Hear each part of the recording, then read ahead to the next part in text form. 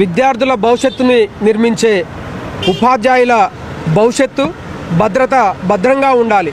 ఎందుకంటే ఈరోజు principal madam ఏదైతే కల్లు రూపారెడ్డి గారి మరణం ఉన్నదో అది వ్యక్తిగత మరణం కాదు, అది వ్యక్తిగత విషాదాంతం కాదు. ఇది సమాజానికి మనం ఏం నేర్పుతున్నాం అనే విషయాన్ని ఈ యొక్క మరణం ద్వారా మనం యువతకు నేర్పవలసిన అవసరం ఉన్నది.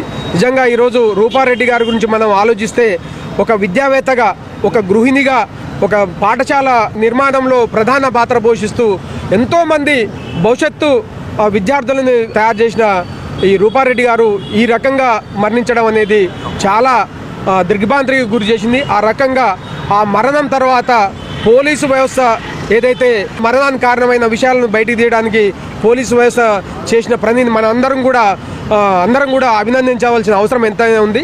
ఆ రకంగా మనం పాఠశాలలో ఏం జరుగుతుందనే విషయాన్ని కూడా మనం సమాజం